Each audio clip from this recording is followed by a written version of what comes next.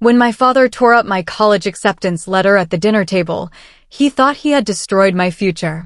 But he had no idea that my grandmother was holding a piece of paper that would unravel 20 years of his lies in just 30 seconds. My name is Karen Leland. I was 17 years old when my father decided my future wasn't mine to have. No daughter of mine needs an education, my father said. Then he ripped my college acceptance letter in half right there at the dinner table. That letter was everything. Penn State. A partial scholarship. 9 months of secret applications, late-night essays, and a school counselor who believed in me when no one else did. 9 years of cooking his meals, scrubbing his floors, and swallowing every dream I ever had. He turned it into confetti on a dinner plate. I thought that was the worst moment of my life. I was wrong. Within 30 seconds, my grandmother did something that unraveled 20 years of my father's authority. And it all started with a piece of paper he didn't know existed. The house on Maple Street. The house looked respectable from the outside. 2-story brick, white shutters, a lawn my father mowed every Saturday morning at exactly 7:15. Not because he enjoyed it, but because he needed the neighbors to see him doing it. Image mattered to my father. Control mattered more. Inside, every square inch operated on his terms. The thermostat stayed at 64 degrees in winter. The television remote lived on the armrest of his recliner. Dinner was served at 6 sharp. And that heavy oak dining table with the water stain near my corner had been in the house since before I could remember. My grandmother bought it when she furnished the place 22 years ago. But my father called it his table, the way he called everything his. This is my house. My rules. I heard that sentence every week. I was 10 years old the first time he handed me a spatula and told me to make eggs. I burned them. He didn't yell. He just stared at me with that flat, quiet look that was somehow worse than yelling and said, "Your mother could do this in her sleep. Figure it out." So I figured it out. Eggs, then pancakes, then full dinners. I did the laundry. I scrubbed the bathroom tile on my knees. I packed my little brother Tyler's lunch every morning and walked him to the bus stop. I was not his daughter. I was his housekeeper. I just didn't have the words for it yet. My mother's story. My mother's name was Diane. She had brown hair that curled at the ends and a laugh that made you feel like you were part of some wonderful secret. I know this because I was 8 years old when she died. Breast cancer. Stage 3 by the time they caught it. Stage 4 by Christmas. She was gone before the tulips came up. After the funeral, my father changed. First the photos came down. Every picture of my mother off the walls, packed into a cardboard box and shoved into the garage. I snuck one out, a small snapshot of her holding me at the county fair. I kept it pressed inside my biology textbook. Then the rules tightened. No mentioning mom at the table. No crying where he could see it. Your mother had dreams too, he said to me once when I was 12. Look where that got her. He said it like dying was something she'd done on purpose to inconvenience him. I found out years later from my grandmother that my father had forbidden my mother from going back to school. Diane had wanted to finish her nursing degree. He said no. She stayed. That was the first time I understood that silence in our family wasn't peace. It was obedience. The secret applications. Here's something my father didn't know. I applied to college. Not openly. In secret. Like a crime. It started with Mrs. Margaret Herr, my school counselor. She'd noticed things, the way I flinched when someone raised their voice, the way I never stayed after school, always rushed home. One afternoon she closed her door and asked, "Karen, what do you want to do with your life?" No one had ever asked me that. She helped me with everything. SAT prep books, application fee waivers, essays written during lunch in her office.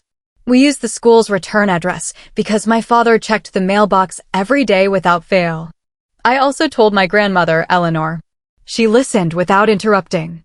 Then she said, "Use my address as a backup. I'll watch for the letters." It was Eleanor who got the letter first. Penn State accepted me. Partial scholarship, $12,000 a year. I'd need about $8,000 more for tuition and living expenses. But it was real. It was possible.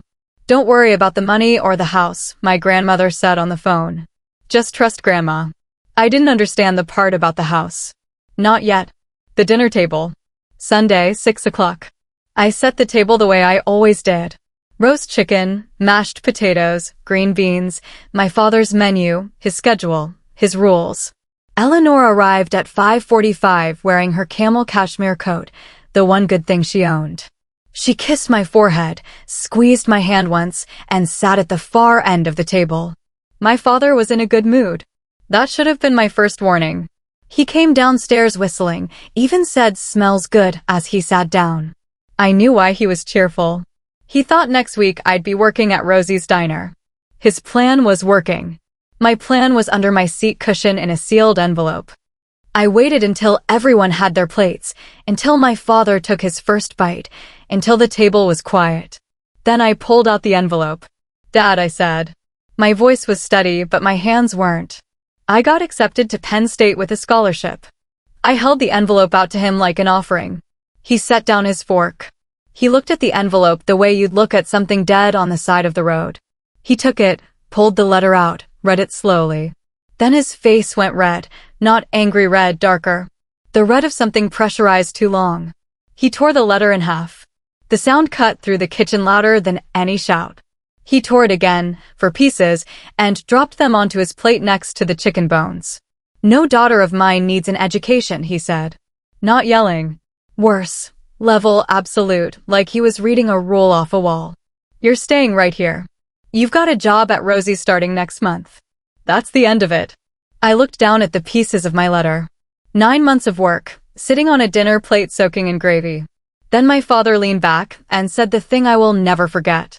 "Your mother had the same stupid ideas. Wanted to go back to school, be a nurse." He picked up his fork. "And where is she now?" He turned my mother's death into a weapon. Again. I wanted to cry. But crying in front of my father meant losing. So I swallowed it. He wasn't done. He turned to my grandmother. "This is your doing, isn't it?" Filling her head with ideas. "Just like you filled Diane's. And look how that turned out." Eleanor said nothing. "Clear the table, Karen," my father said without looking at me. "Now. This conversation is over." I stood up. Reflex. 9 years of muscle memory carrying me toward the sink. My hands were already reaching for his plate when I heard my grandmother's voice. "Sit down, Karen." Quiet. Not loud. But something in it stopped me cold. A firmness I'd never heard from her before. My father's eyes snapped to Eleanor. "Ma, stay out of this. This is my house, my daughter, my decision." My grandmother sat still for exactly 30 seconds. I know because I was counting. The refrigerator hummed. Tyler stared at the torn pieces of my letter. Uncle Russell's knuckles were white around his water glass. 30 seconds. Then my grandmother set her napkin down. She folded it neatly, placed it beside her plate, and pushed her chair back. She walked to the coat closet and put on her camel cashmere coat, buttoning it at the waist with steady hands. "Where are you going?" my father asked. "Dinner's not over." Eleanor walked back to the table. She stood behind her chair and looked directly at him, the way you look at someone you've finally stopped making excuses for. "Pack her bags," she said. My father laughed. A big laugh. The laugh of a man who believes the world is organized exactly the way he arranged it. Pack her bags? And send her where? With what money? My grandmother didn't answer. She reached into her leather handbag and pulled out a stack of papers held together with a single staple. She placed them on the table. A property deed. Notarized. Stamped. Filed with the county recorder's office. At the top in black ink that 22 years hadn't faded, Eleanor M. Leland, sole owner. Not Gerald. Not Eleanor and Gerald. Just her name. "This house has been in my name since 2002, Eleanor said. Her voice didn't waver. "I bought it with your father's life insurance money and my savings. I let you live here rent-free because you were grieving and you had 2 children who needed a roof." She paused. "But I never, not once, signed this house over to you. The deed is mine. It has always been mine." My father's smile collapsed. First the corners of his mouth, then the light in his eyes, then his entire posture sinking an inch in his chair. He looked at the deed. He looked at Eleanor. He forced out a smaller laugh. "So what? You're going to kick me out?"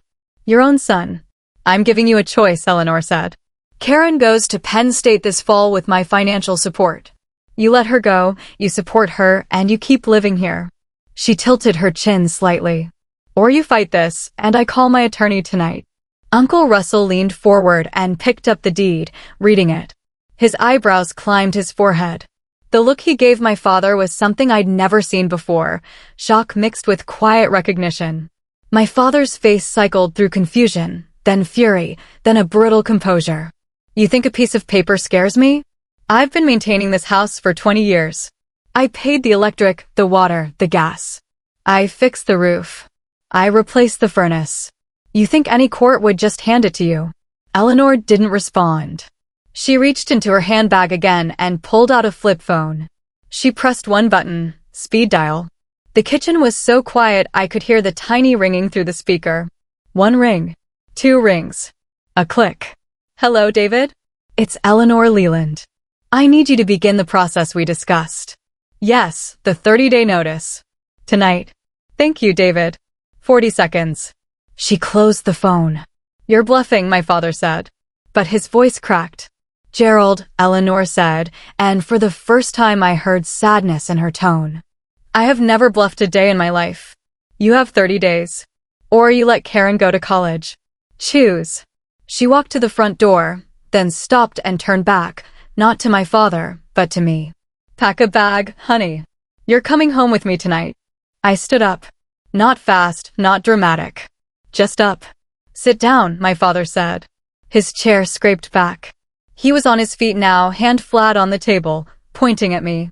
You're not going anywhere. I looked at my father. Not at his hand, not at the floor. At him. And for the first time in 9 years, I didn't drop my eyes. I've been sitting down for 9 years, Dad. I'm done. I walked upstairs. My backpack was already half packed. Mrs. Herr had told me months ago to keep a go bag ready. I grabbed it. Clothes, toothbrush, my journal. Then I reached into my biology textbook and pulled out the photo of my mother at the county fair. I slipped it into my jacket pocket. Tyler was standing in the hallway, 14 years old, his eyes red. Karen. I pulled him into a hug. I'm not leaving you, I whispered. I'm just leaving this house. Downstairs, my father stood at the bottom of the staircase blocking the door. If you walk out that door, don't come back. I walked past him. Eleanor had the car running, passenger door already open. Behind me, I heard Uncle Russell's voice. I'll bring the rest of her things tomorrow, Ma. It was the first time Uncle Russell had ever gone against my father in front of the family. I got in the car. I put my backpack on my lap. I didn't look back at the house. Eleanor pulled out of the driveway, and for the first time in 9 years, Maple Street got smaller behind me. What happened next? That night, Eleanor told me she'd opened a savings account in my name when I was 10. $200 a month from her teacher's pension for 7 years. $16,800. Between that and my scholarship, my first year was covered. The eviction notice was served 8 days later. My father hired a lawyer, but the deed was clear. Judge Morrison ruled in Eleanor's favor. My father had 30 days to vacate. He didn't go quietly. He called, he texted, he posted on Facebook painting himself as the victim. But the town gossip machine eventually turned. People learned the truth, the intercepted mail, the hidden college letters, the 20-year lie about owning the house. 2 months into my first semester at Penn State, my phone rang. It was my father. I saw your name on the dean's list, he said. His voice was quieter than I'd ever heard it. Your mother, she would have liked that. It was the first time he had mentioned my mother without using her as a weapon. Thank you for saying that, Dad, I said. But I'm not ready to talk yet. When I am, I'll call you. I hung up. I sat in my dorm room and listened to my own breathing. I didn't feel angry. I didn't feel relieved. I just felt clear. Forgiveness isn't something I owe him. Maybe it'll come one day. Maybe it won't. But my education, my future, those were never his to take. On my desk, between a second-hand laptop and a stack of anatomy flashcards, I keep 2 things. The photo of my mother at the county fair and a letter she wrote me before she died, the one Eleanor had been holding for 9 years, waiting for the right moment to give it to me. The last line says, Don't let anyone tell you what you're worth, especially not the people who are supposed to love you. I read it every single day. If this story touched your heart, please hit that like button and share it with someone who needs to hear it today. Sometimes the people who try to control us the most are standing on ground that was never theirs. Find your Eleanor. And remember, your dreams are worth fighting for. Subscribe to Heartland Stories for more real-life inspiration. See you in the next video.